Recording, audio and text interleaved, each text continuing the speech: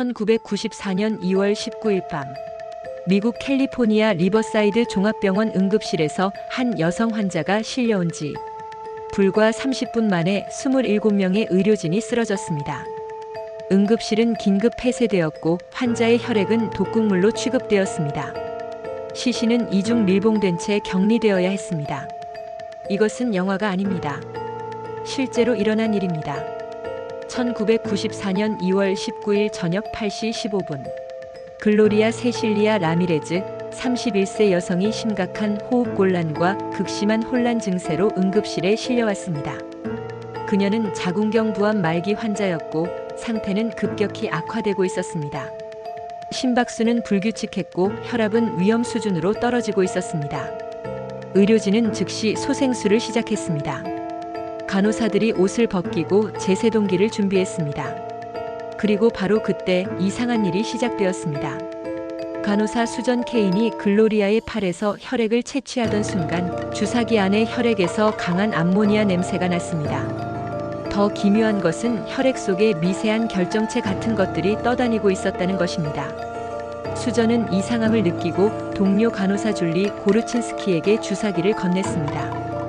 줄리도 똑같은 것을 목격했습니다. 정체불명의 입자들이 혈액 속에서 떠다니고 있었습니다. 그 순간 응급실 전체에 강렬한 마늘 냄새가 퍼지기 시작했습니다.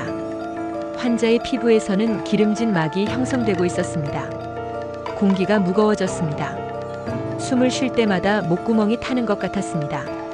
그리고 갑자기 수전 케인이 비틀거리더니 그대로 쓰러졌습니다. 의식을 완전히 잃은 채였습니다.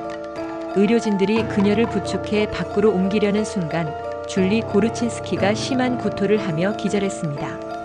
응급의학 전문의 모린 웰치 박사는 직감적으로 상황의 심각성을 깨달았습니다. 그녀는 즉각 응급실 대피를 명령했습니다.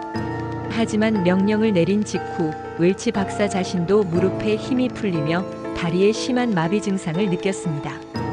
불과 10분 사이에 벌어진 일이었습니다.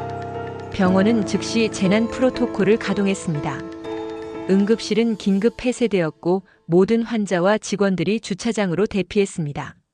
총 27명이 두통, 구토, 호흡곤란, 현기증 등의 증상을 호소했습니다. 그중 6명은 증세가 심각해 즉시 입원해야 했습니다. 줄리 고르친스키의 상태가 특히 심각했습니다. 그녀는 의식을 회복한 후에도 극심한 호흡곤란에 시달렸고 2주 이상 중환자실에서 치료받아야 했습니다. 더 충격적인 것은 그녀의 간에서 괴사 조직이 발견되었고 급성 간염 진단을 받았다는 사실입니다. 수전 케인은 수시간 동안 의식을 되찾지 못했습니다. 모린 웰치 박사는 수주간 제대로 걷지 못했습니다. 혼란 속에서도 소수의 의료진은 글로리아를 살리기 위해 필사적으로 노력했습니다. 하지만 오후 8시 50분 글로리아 라미레즈는 사망했습니다. 응급실에 도착한 지 불과 35분 만의 일이었습니다. 공식 사인은 자궁경 부암으로 인한 신부전이었습니다. 그러나 진짜 미스터리는 지금부터 시작되었습니다. 글로리아의 시신은 일반적인 절차를 거칠 수 없었습니다. 응급실에서 발생한 집단 중독 사태 때문에 그녀의 시신은 잠재적 생화학 위험물로 분류되었습니다. 시신은 특수 밀봉 백의 이중으로 포장되었고 완전히 격리된 냉동고에 보관되었습니다. 부검을 담당할 검시관들조차 접근을 거부했습니다. 리버사이드 카운티 보건국은 즉시 조사팀을 구성했습니다. 캘리포니아 보건부, 질병통제예방센터, 그리고 심지어 산업안전보건청까지 투입되었습니다. 이들은 응급실 전체를 봉쇄하고 샘플 채취를 시작했습니다. 공기, 혈액, 조직, 의복, 의료 장비까지 모든 것이 분석 대상이 되었습니다. 초기 가설은 명확해 보였습니다. 뭔가 유독가스가 응급실에 유입되었을 것이라는 추측이었습니다. 병원 환기 시스템 오작동, 외부에서 유입된 화학물질 또는 건물 자체의 구조적 문제 등이 의심되었습니다. 조사팀은 응급실의 모든 배관, 환기구, 심지어 바닥과 천장까지 샅샅이 뒤졌습니다. 하지만 아무것도 발견되지 않았습니다. 환기 시스템은 정상이었습니다. 배관에서 독가스가 새어나온 흔적도 없었습니다. 주변 지역의 화학 공장이나 산업시설에서도 이상이 보고되지 않았습니다. 그렇다면 답은 하나였습니다. 글로리아 라미레즈 자신에게서 뭔가 나왔다는 것입니다. 2주 후 특수 방호복을 착용한 검시관들이 마침내 부검을 시작했습니다. 그리고 그들은 놀라운 것을 발견했습니다. 글로리아의 혈액과 조직 샘플에서 여러 가지 이상한 화학물질이 검출된 것입니다. 혈액에서는 다이메틸설폭사이드, 일명 DMSO라는 물질이 검출되었습니다. DMSO는 원래 산업용 용제였지만 일부 사람들은 이것을 통증 완화와 염증 치료를 위해 민간요법으로 사용했습니다. 당시 암 환자들 사이에서는 DMSO가 암 치료에 효과가 있다는 소문이 돌고 있었습니다. 의학적으로 검증되지 않은 이야기였지만 말기 암 환자였던 글로리아가 이것을 복용했을 가능성은 충분했습니다. 하지만 문제는 DMSO 자체가 독성 물질이 아니라는 점입니다. 수많은 사람들이 DMSO를 사용해왔지만 주변 사람들을 집단으로 쓰러뜨린 사례는 단 한 번도 없었습니다. 뭔가 다른 설명이 필요했습니다. 리버사이드 카운티는 결국 미국 최고의 과학 연구기관 중 하나인 로렌스 리버모어 국립연구소에 사건 분석을 의뢰했습니다. 이곳은 핵무기 연구를 하는 곳으로 미국에서 가장 정밀한 화학 분석 기술을 보유하고 있었습니다. 리버모어 연구소의 과학자들은 3년 동안 이 사건을 연구했습니다. 그리고 1997년 그들은 놀라운 가설을 발표했습니다. 연구팀의 설명은 이랬습니다. 글로리아가 통증 완화를 위해 DMSO를 복용했다고 가정해 봅시다. DMSO는 몸속에서 다양한 대사 과정을 거칩니다. 특히 산소와 만나면 다이메틸설폰, 즉 DMSO로 산화될 수 있습니다. 여기까지는 정상적인 과정입니다. 하지만 글로리아의 몸은 정상이 아니었습니다. 그녀는 암 말기로 신장이 제대로 기능하지 못했고 체내에 독소가 쌓여 있었습니다. 또한 저체온증에 시달리고 있었습니다. 이런 비정상적인 생리 상태에서 DMSO가 더 산화되면 어떻게 될까요? 이론적으로 DMSO는 다이메틸설페이트, 즉 DMSO사로 변환될 수 있습니다. 그리고 여기서 문제가 시작됩니다. DMSO사는 매우 위험한 화학물질입니다. 이것은 제1차 세계대전 때 사용되었던 독가스의 원료이기도 합니다. 피부 접촉만으로도 화상을 일으키고 흡입하면 호흡기와 신경계에 심각한 손상을 줍니다. 응급실에서 의료진이 제세동기를 사용하고 산소를 공급했습니다.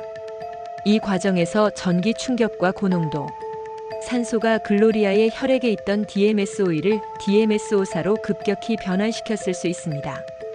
혈액 속 결정체는 바로 이 DMSO사였을 가능성이 높습니다.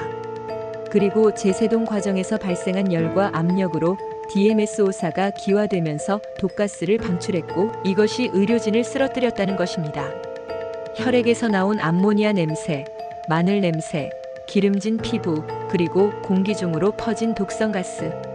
모든 것이 설명되는 듯 보였습니다. 리버모어 연구소는 이 가설을 뒷받침하기 위해 실험까지 진행했습니다. 그들은 실험실에서 DMSO를 산화시켜 DMSO사를 만들어냈고 이것이 실제로 독성 기체를 방출한다는 것을 확인했습니다. 화학적으로는 완벽해 보이는 이론이었습니다. 하지만 여기에는 결정적인 문제가 있었습니다. 인체 내에서 정말로 이런 반응이 일어날 수 있는가 하는 점입니다. 수많은 과학자들과 의사들이 이 가설에 의문을 제기했습니다. 인체는 복잡한 생화학적 균형을 유지하는 시스템입니다. 아무리 비정상적인 상태라고 해도 DMSO가 DMSO사까지 산화되려면 인체 내에서는 불가능에 가까운 조건들이 필요합니다. 게다가 제세동기의 전기 충격 정도로 그런 화학 반응을 촉발시킬 수 있을지도 의문이었습니다. 더 큰 문제는 증거였습니다. 글로리아의 혈액 샘플에서 DMSO사가 직접 검출된 것은 아니었습니다. 연구소는 이론적 추론을 통해 DMSO사의 존재를 추정했을 뿐입니다. 왜냐하면 사건 발생 당시 채취된 혈액 샘플이 제대로 보관되지 않았기 때문입니다. 그리고 여기서부터 이 사건은 더욱 이상한 방향으로 흘러갑니다.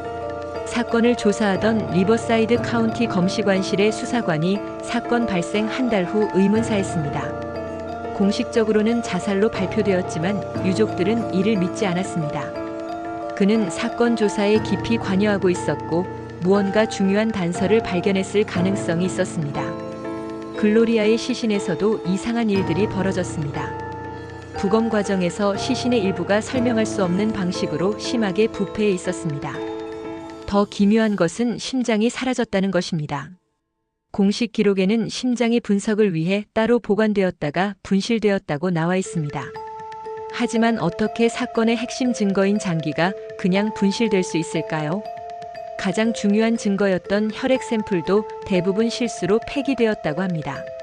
초기에 채취된 혈액 샘플 중 상당수가 제대로 라벨링되지 않았거나 보관 중 오염되었거나 아예 사라졌습니다. 리버모어 연구소가 분석할 수 있었던 샘플은 극히 일부에 불과했습니다. 1994년 4월 사건 발생 2달 만에 리버사이드 카운티는 공식적으로 사건을 종결했습니다. 결론은 이랬습니다. 글로리아 라미레즈는 자궁경 부암으로 사망했으며 응급실에서 발생한 집단 증상은 집단 히스테리, 즉 집단 시민성 질환일 가능성이 높다는 것이었습니다.